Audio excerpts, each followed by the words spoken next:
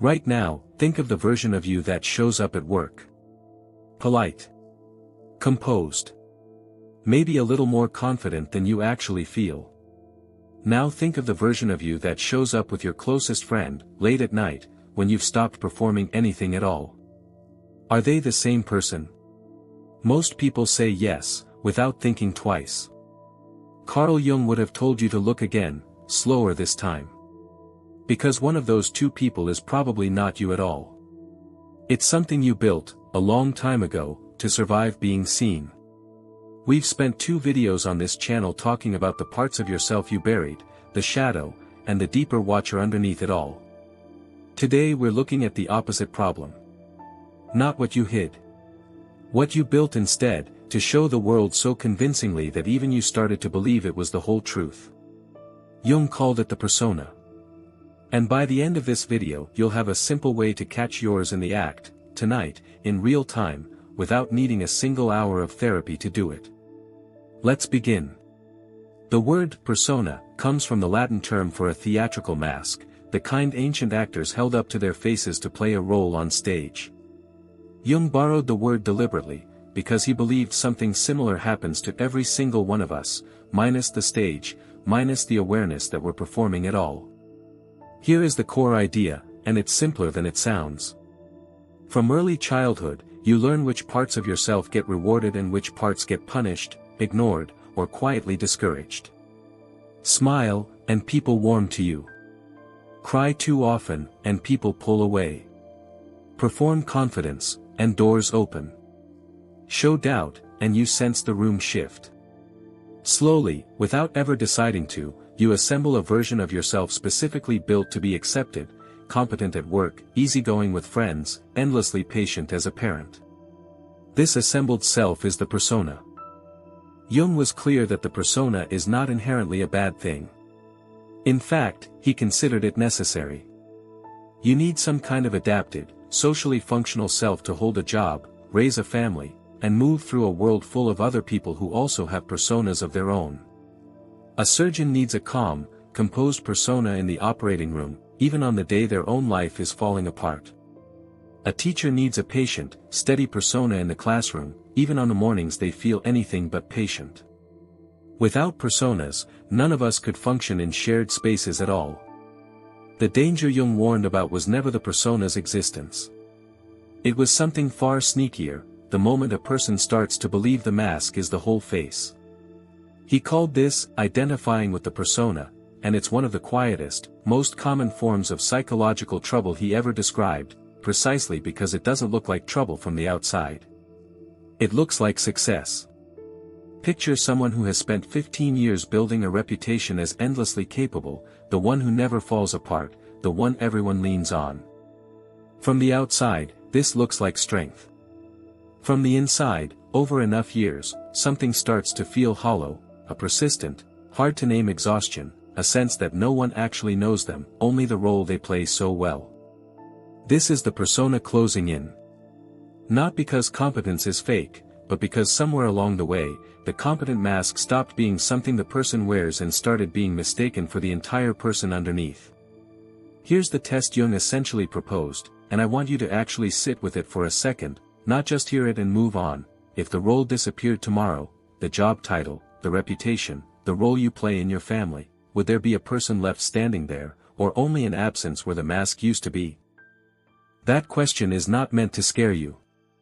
It's meant to locate exactly where your own persona might have quietly taken over territory that belongs to something deeper. There's a particular version of this that shows up constantly and rarely gets named for what it is: retirement, or job loss, or a child moving out of the house. On paper these are neutral or even positive life transitions.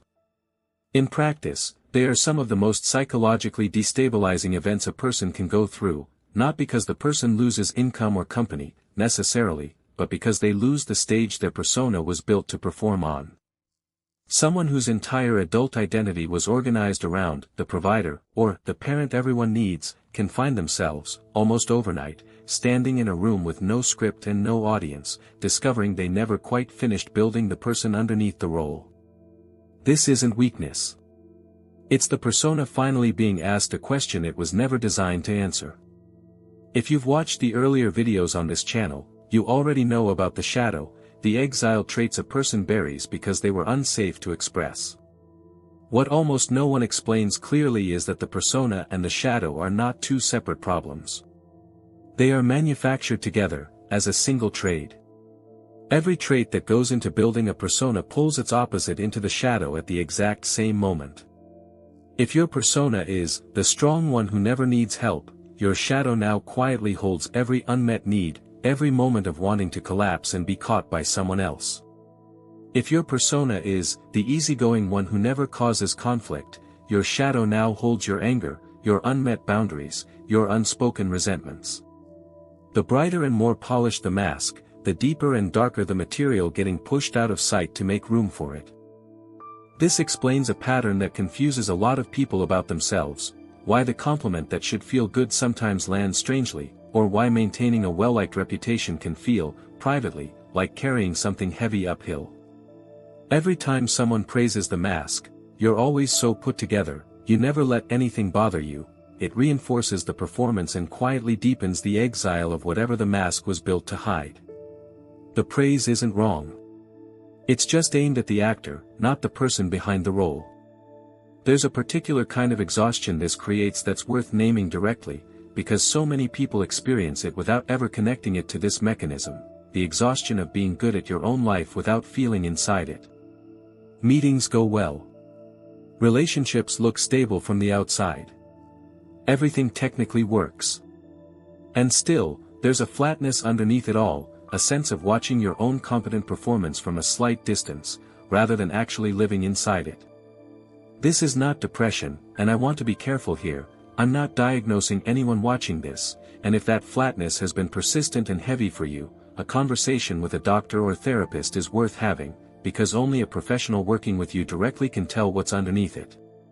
What Jung is describing is narrower and more specific, a particular kind of disconnection that comes specifically from over-identifying with a performed role, at the cost of the fuller, messier, more contradictory person underneath it. Jung wrote about all of this decades before social media existed, but it's hard to imagine a mechanism he would have found more relevant to describe today.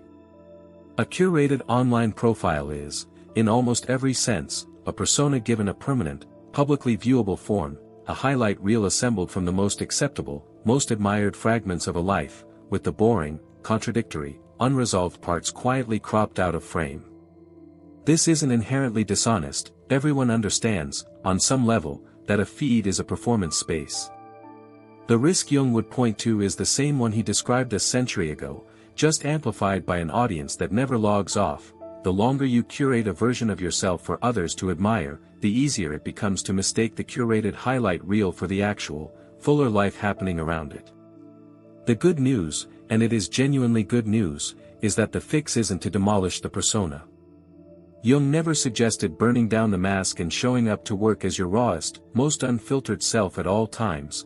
That would be its own kind of imbalance, trading one problem for another. The fix is smaller, and far more available, bringing conscious choice back into a process that had become automatic. Wearing the mask on purpose, when it genuinely serves you, instead of wearing it because you forgot, years ago, that you had a face underneath it at all. There is one reliable place where the persona reveals itself, and once you know where to look, you'll start noticing it everywhere, the gap between how you feel and how you perform, in the smallest, most ordinary moments. Someone asks, "How are you?" at the office, in the school pickup line, at a family dinner. Most of the time, the honest internal answer and the spoken answer don't match, and that's completely normal. No one wants a full emotional report from a casual greeting. But pay attention to how automatic the mismatch is. Notice how fast, "I'm good, how are you?" arrives, often before you've even actually checked in with yourself to see if it's true. That speed is the persona operating on autopilot, not a conscious choice to keep things light. Another reliable moment, the specific tiredness that follows spending time with certain people versus others. Some company leaves you refreshed, even after hours together. Other company leaves you strangely drained, even when nothing difficult happened, even when the conversation was pleasant on the surface. Very often, that draining tiredness is the cost of extra performance, a slightly more curated version of yourself, deployed without your full awareness, to manage how that particular person perceives you. A third moment, subtler than the other two, catching yourself mid-sentence, editing an opinion before it fully leaves your mouth, softening it, rounding its edges, because some old, automatic calculation ran in the background about how the room might receive the sharper, truer version. This isn't necessarily bad. Tact and social awareness matter, and Jung would not have wanted you to abandon them entirely. But it's worth simply noticing how often that edit happens without your permission, versus how often you're actually choosing it. None of these moments are proof that something is wrong with you. They're just the seams of the mask, showing briefly, before the performance smooths back over. Jung's entire point was that most people never notice these seams at all, because the mask has been on so long it feels like skin. There's a fourth moment worth watching for, and it tends to be the most physical of the four, the specific feeling of relief that arrives the instant you're finally alone, after a stretch of time spent performing well for other people. Not sadness, not necessarily even tiredness in the ordinary sense, a distinct kind of exhale, the body settling, the shoulders dropping half an inch, the face doing something it hadn't been doing in company. That exhale is worth paying attention to, because its size tells you something honest. A small, ordinary exhale after a long day is normal for anyone. A large, dramatic exhale, the kind that feels like finally being allowed to put something heavy down, is often a fairly direct measurement of how much of the persona was doing active work in that room. Here's a simple, low-risk practice you can start using today, built around noticing rather than dramatic confrontation. Step 1. Name your main persona. In one sentence, describe the role you perform most often and most automatically, the reliable one, the easygoing one, the one who has it together. Most people already know this answer the instant they're asked. It rarely takes long to surface. Step 2. Find its hidden trade. Ask what got pushed into the shadow to build that persona. If your role is the reliable one, the trade is probably the freedom to be unreliable sometimes, to disappoint someone occasionally without collapsing under guilt. Name it as specifically as you can. Step 3. Track one honest moment today. Just once today, notice the automatic gap between "how are you" and the honest answer, and instead of correcting it out loud, which isn't always appropriate or necessary, simply notice it internally, without judgment. The goal at this stage is awareness, not confrontation. You're teaching yourself to see the mask, not rip it off in public. Step 4. Choose one safe place to remove it slightly. Pick one relationship or setting low stakes enough to experiment in, a close friend, a partner, a private journal, and let one small, honest, unpolished thing through that the persona would normally edit out. Not a confession, not a dramatic reveal. Something small, admitting you're more tired than you let on, admitting a plan doesn't actually excite you, admitting you'd rather not host this time. Notice how it feels to let the real, unscripted answer stand instead of the automatic one. Step 5. Thank the mask instead of resenting it.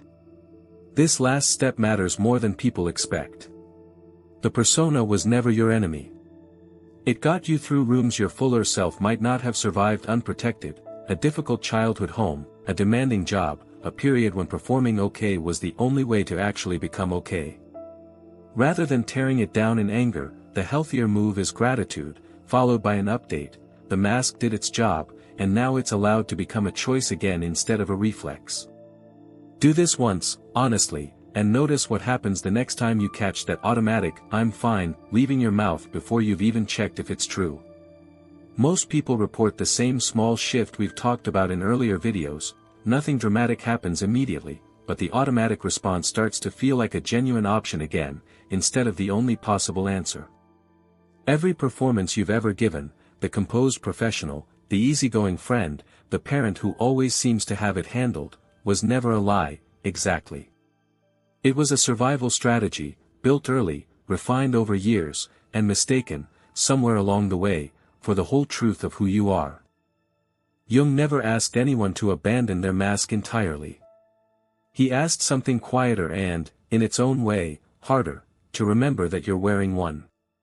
To feel the weight of it sometimes, on purpose, instead of forgetting it's there at all. There's one last thing worth saying. because it's easy to hear a video like this and walk away thinking the goal is to become unmasked, forever, raw and unfiltered in every room, all the time. That was never Jung's point, and it isn't this video's point either. A life with no persona at all isn't freedom, it's exhausting and, in most social situations, genuinely unworkable. The goal was never to live without a face for the world. The goal was to make sure there's still someone home behind it, checking in occasionally, choosing when the mask goes on and when it's finally safe to set down. So here's the question I'll leave you with tonight. If the role disappeared tomorrow, the job, the reputation, the part you always play, who would still be standing there?